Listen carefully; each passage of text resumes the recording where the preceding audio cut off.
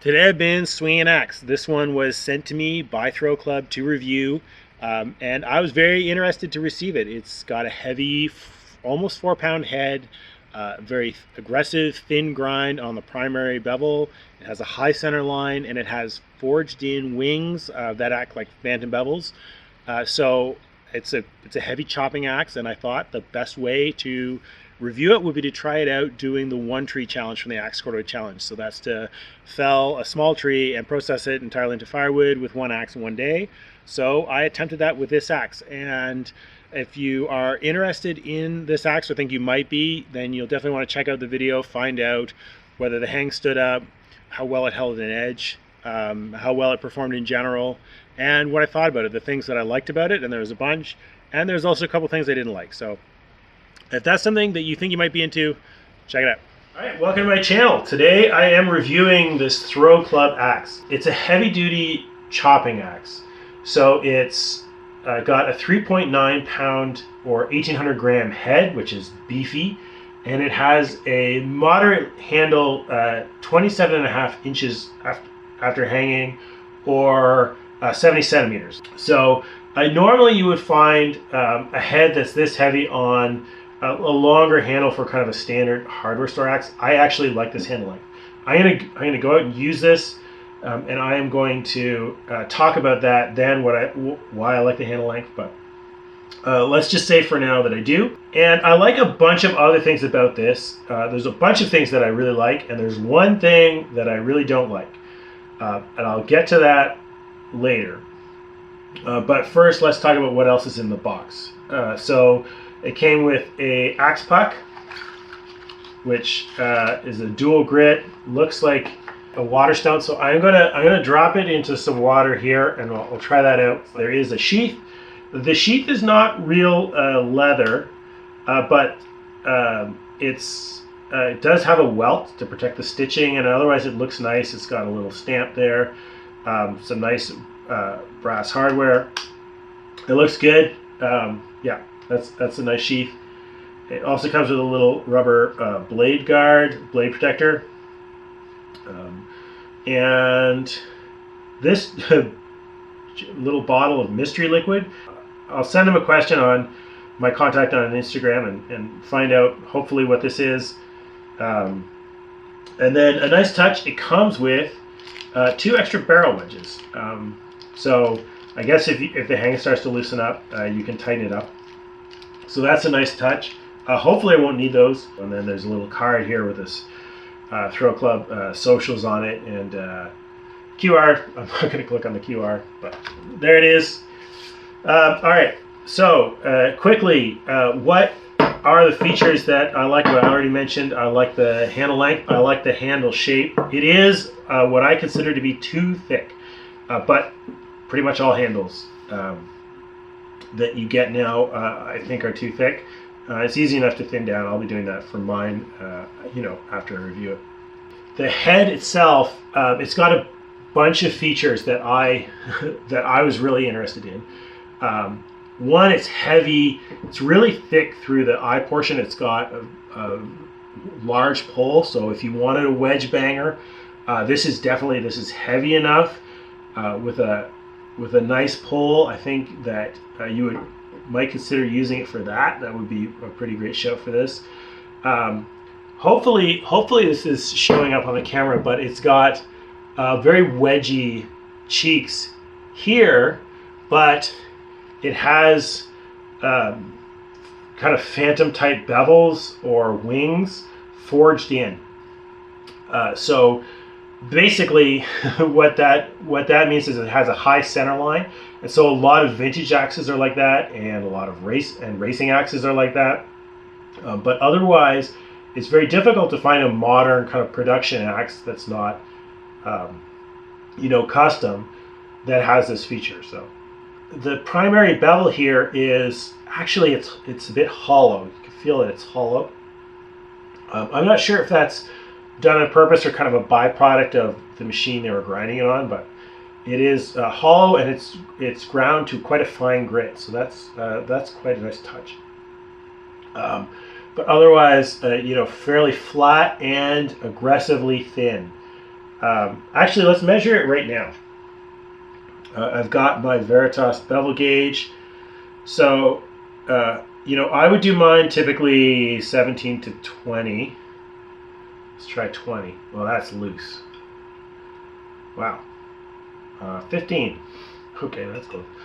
Okay, so pretty much at the heel and at the toe, 15, a little fatter here. And I'll actually measure that. I've got a T-bevel. So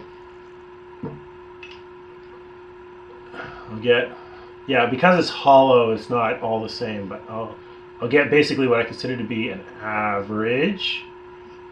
And then I'll measure that using a photo protractor app on my phone, and I'll put that on the screen what the angle is. But it's, suffice to say, very aggressive primary bevel, and then it's got a high center line, and then it's got some wings for relief. So that means it penetrates, busts a chip, and then you can pull it out. That's why these design features on axes are popular for racing axes still, and were popular for a lot of vintage axes. But they are hard to find in production axes for some reason. Whatever that is, it's cheaper to make flat-cheeked axes, and so they kind of fell out of favor. But for chopping, that's probably going to be very nice. I'll definitely put it to the test. We'll see how I like it, but it looks good. As for the sharpness, it does not come razor sharp, but it comes with an edge, so it's just not quite sharp enough to cut me. It's kind of rounded over into a convex, not quite sharp edge. And that is good. Whenever, if you go to like a forestry supplier catalog and buy axes for forestry, for professional work, they won't come sharp. Unless it's like a boutique axe where you're paying for a whole bunch of finishing labor, you typically don't find them sharp, and actually it can cause a lot of problems. One, if it's not the grind you prefer, then you have to redo it anyway. And two, there's actually a couple manufacturers have had problems overheating the steel and ruining the hardness on some of their axes from trying to do a very fine edge on a very short amount of time with industrial equipment. So I prefer this way, just a courtesy grind, and as courtesy grinds go, it's quite nice. Nice courtesy grind, I will bring it to a razor edge myself, and then we'll try it out. Before I try it out, I will say the one thing that I do not like about it, which is that it looks like it's upside down. And as soon as I took it out of the box, I was like, uh-oh. So one thing I know about this Throw Club is that they are responsive to reviewers. So they pay attention to what you say, they take it into account. So I am hoping that they will consider in their production of their next batch or some future batch flipping it around. And the reason, for some people they might say, well, it doesn't really matter. And it probably doesn't matter to other people as much as it does to me, because to me, it's hard to be in the same room with an upside down axe. It drives me crazy. But it also matters. So one thing is that it makes the hang too open, at least with this head. If this was flipped the other way, the hang would be more close. So I'm going to use the edge of the bench.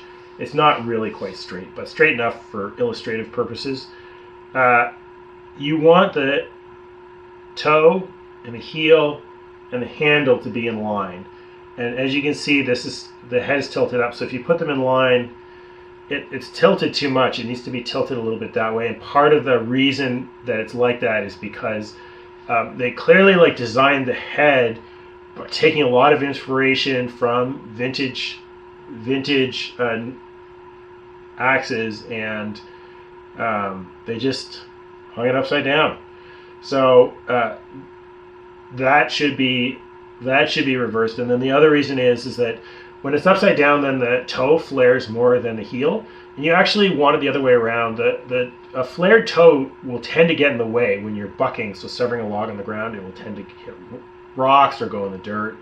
And two, you're missing out on the actual most effective working part of the blade, which is down here. So just like a baseball bat, where the best place to hit the ball is not not right at the tip, but it's partway down.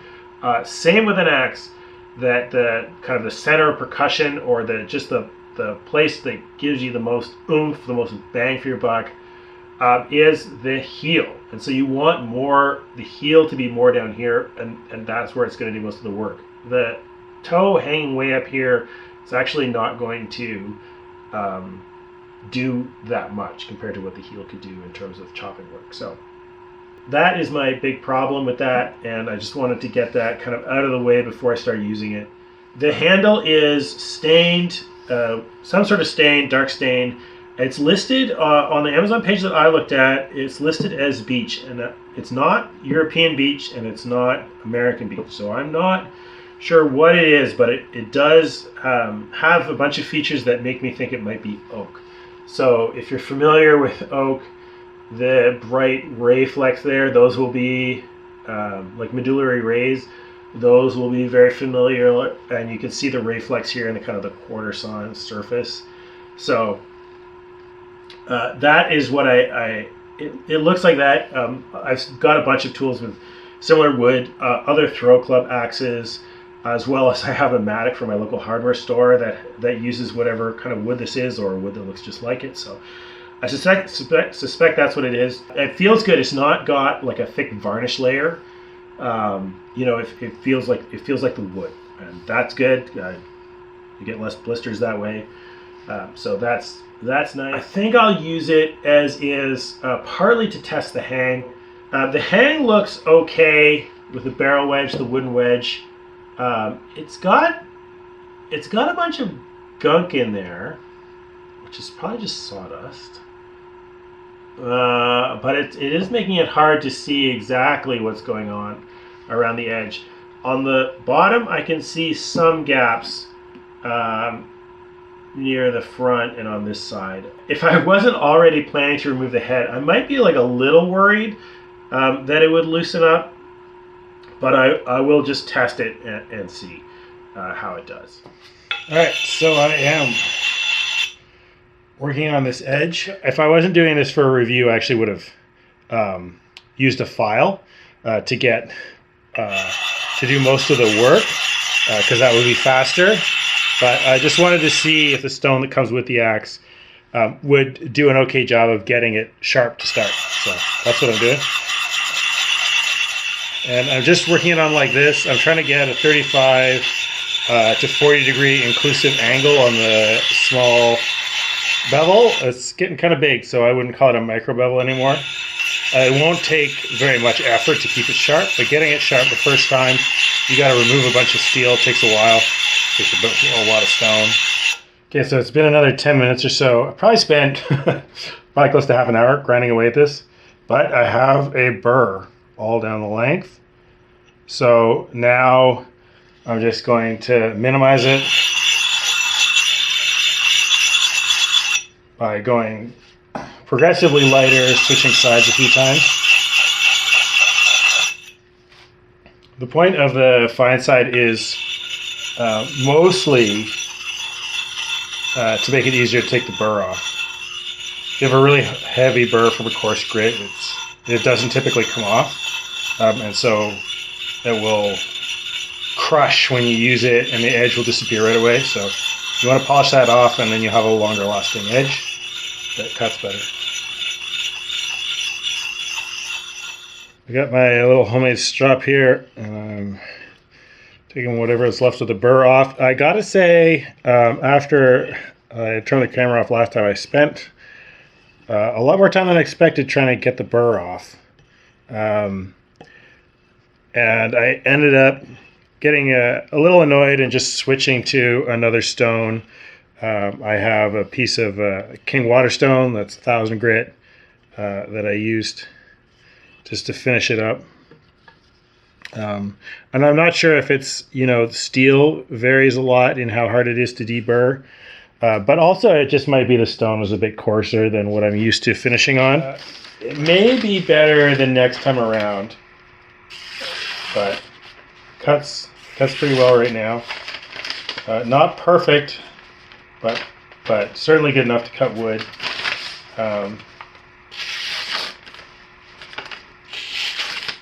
All right, it's time to give this axe a try, see how it does. I'm going to cut down this ash. It's died from emerald ash borer recently, so hopefully the wood's still green enough to chop nicely. And I'll fell this tree and cut it up and see. That should take me about an hour and a half, assuming everything works out with this axe, and I think it's going to.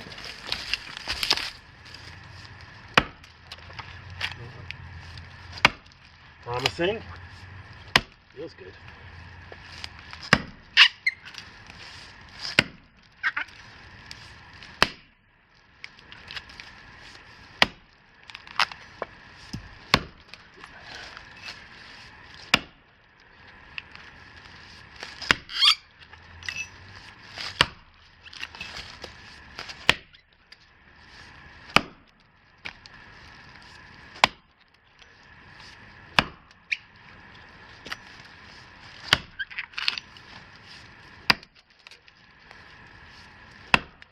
Kind of tough. It might have been dead for longer than I thought, based on how dry it is.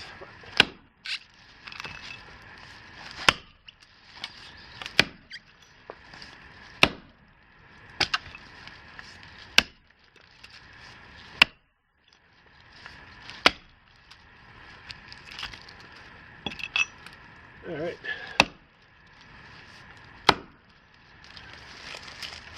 Before I do the back cut, I want to adjust it a little bit more. Try and miss this tree that it's sort of aiming at.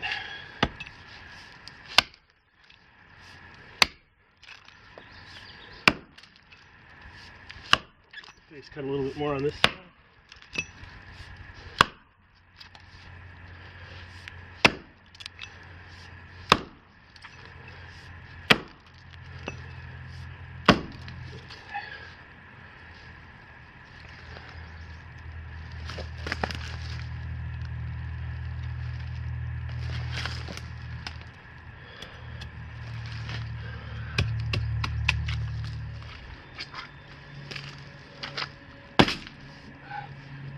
That's why you gotta be careful with your feet placement and also chop low. No matter how careful you are, it will sometimes glance.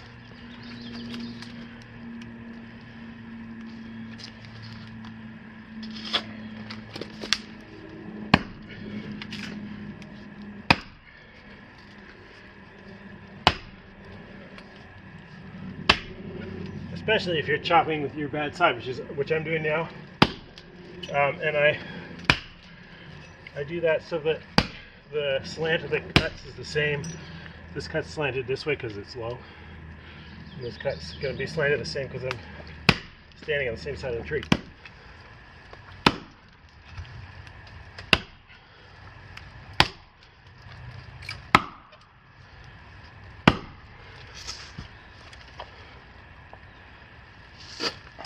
One thing that I'm going to change is flatten out the handle. Like I mentioned before, that my first impression of it was that it was a little fatter than I prefer.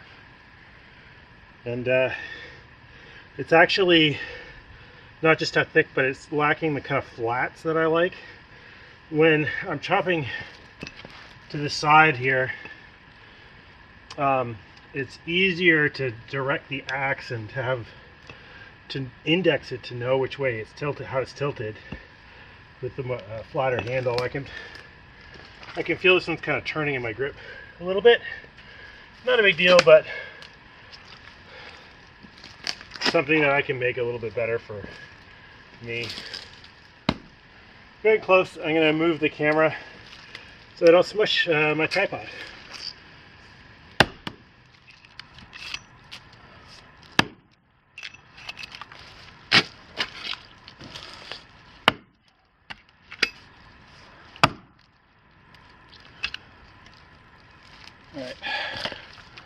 probably push.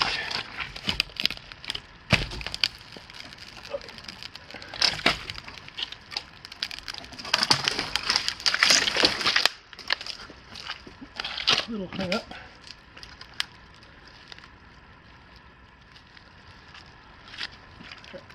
Guess I'm going to cut the hinge all the way through and hope it doesn't kick back.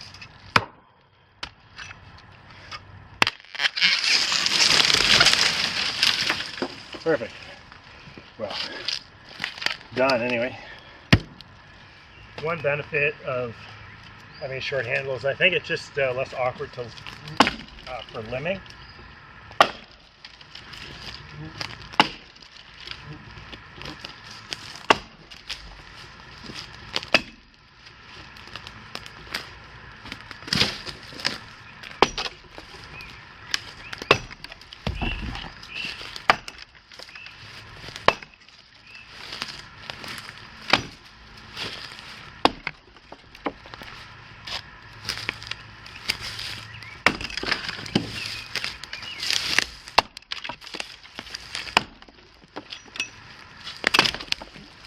All right, the tree's down. Most of the limbs are off. I left a bunch on to make it stable so it won't roll around. That's part of my strategy of keeping as much of the tree together as long as possible while I'm processing it with an axe, just for stability, and it just makes it a lot easier if it's not trying to scoot away from you while you're chopping. And I've also marked out where I'm going to bucket for stove length. So the strategy is chop notches up one side, chop notches down the other, and then roll the log and sever them. I mentioned it already, but I want to just get you to pay attention to it. See is how I'm doing almost all the work in the bucking with the heel of the axe. So this just the bottom, the side closest to me of the edge is doing almost all of it, and that's because the hang is too open. There's too much toe and not enough heel. And I think that you can see what I'm talking about when I'm talking about this issue with the open upside down hang.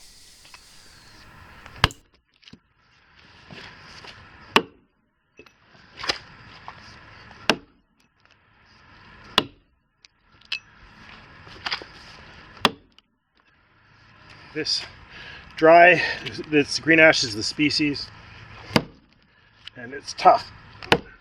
Oops, miss. Helps if you hit your mark. Not just this with this axe, but you know, even with I have a Tasmanian I was recently put together, a high test Challenger. I've been using that in this wood, and even it struggles. So this one's doing all right. I will say that I can really notice the issues with the open hang. So it's harder to get the bottom of the notch when you're bucking. There's another case where it really helps to have a moderate length handle, right? Because you can stand by the log to buck. It just is more ergonomic, more practical. If you had a long handle, you'd have to stand way back here to be able to get far enough away you could hit the mark. You'd have to cut a wide, awkward notch.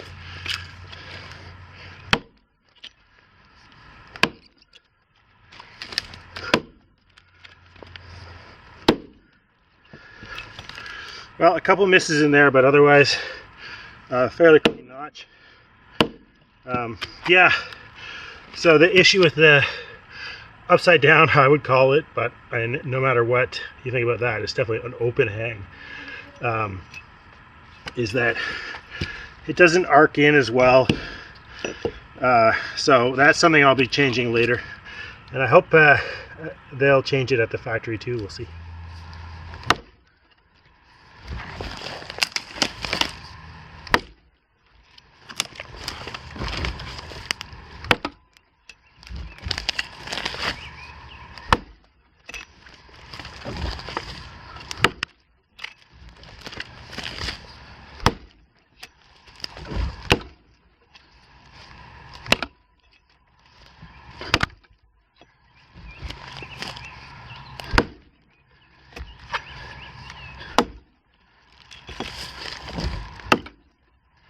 So I'm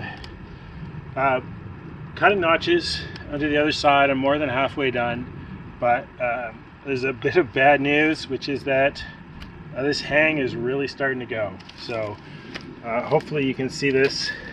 If not, I'll take another shot of it. But it's, yeah, the head is creeping off the handle. You can see the wedge is starting to come out. It's got a shelf here where it's wearing this way, and so I can tap it back through,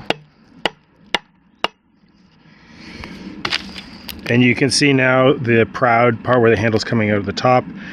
You can see how far it's slipping down compared to where it's at now that it's tapped on. So yep, it's just the hang is just coming loose. There's no one else around me, so I'm gonna keep going and hope that if this head flies off, I can find it. I'm gonna see if I can get done this tree, but yeah, that's unfortunate. I was a little concerned about that. Kind of looking at it before I started, and yeah, it is an issue. So this hang will have to be redone no matter what.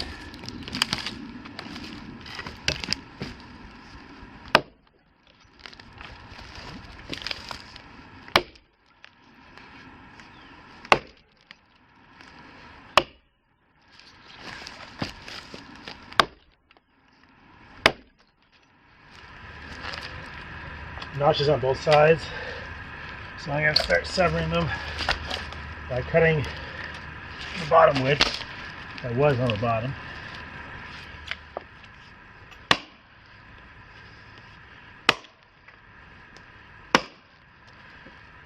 Woo!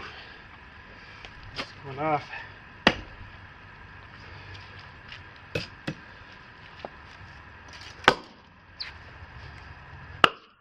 Not sure this is going to make it through this tree. Well, I lost half the wooden wedge. I don't know. Still got to split all these. I am going to try and pound in a piece of a chip as a makeshift wedge to replace the one that's gone. We'll see if that will help or make things worse.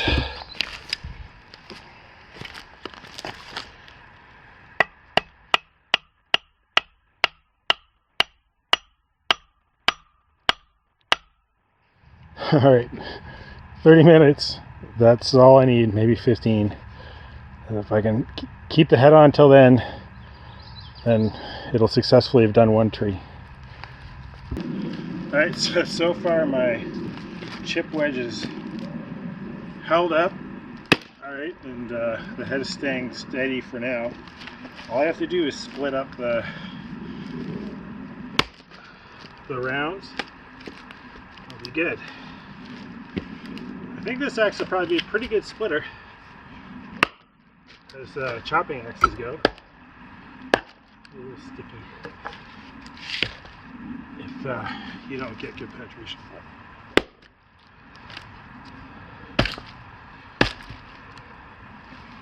At least the cheeks are fat.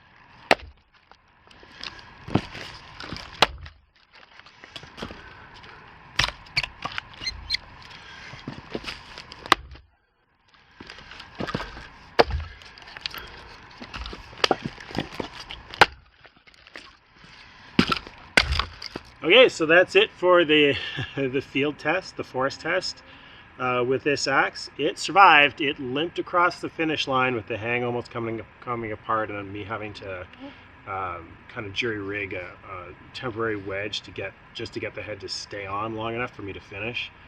That is my main complaint about about this axe. That and the fact that the head looks like it's upside down. So the edge is held up. The steel is pretty good. I will say that it's not super sharp anymore, but you know, it's a lot of tough wood and a lot of knots and stuff. So it just needs a touch up, and it would be good to go. It was still cutting at the end, so steel is good. the micro bevel's pretty wide, and actually what I would like to do is bring the main bevels, keep the same angle, but just bring them in a little bit with a file. And I think that would help it cut better. That and making the hang more closed. So I think that this is an axe with a lot of potential, and it's relatively inexpensive for the potential that it has for a new axe. It's definitely got a lot of interesting characteristics with the wings and the high center line, thin, very aggressive angle on the bevels. Handle shape is good, so a lot of potential, but it's not really up to what I think of as a good performing axe the way it comes out of the box. So I think what I'm going to do is I'm going to end this video now. I'll give a few final thoughts and then I'll end it, and then maybe I'll do a part 2 at some point where I tune this axe up and change the things I want to change. So I think that toe should be a heel, and the hang a little closed, handle thinned out, bevels brought in a bit, and then I think this will be a demon. All right, before I end the video, I want to check and see if this is still sharp enough to cut paper. So I haven't sharpened it. It's definitely due for a touch-up. Let's just see if there's anything left of this edge. Yeah. So not perfect. Does need a touch-up, but it still cuts paper. You know, it does. That's it. This holds an edge, stayed sharp. Sharp enough to cut. After finishing one tree, it's due to be touched up, and that will take just a couple minutes, and then it'll be razor sharp again. So yeah, that is something that is good about this. Part of what I see is this axe's good potential. So that's a wrap on this review and part 1 of this little series. If you're thinking of buying this axe, I'm not going to tell you whether you should or should not, as long as you know what you're getting into. And you know, to that end, I hope this video was informative, and that you that if you are in that situation, that helped you make a decision. If you enjoyed this video, make sure you come back to my channel and check out what I do with this axe next. That'll be part 2. As soon as I find time, I'm going to fix up the hang and tune up the grind and the handle and see how well I can get this axe chopping. I am excited for that. I hope that will be interesting for you guys, and thanks for watching.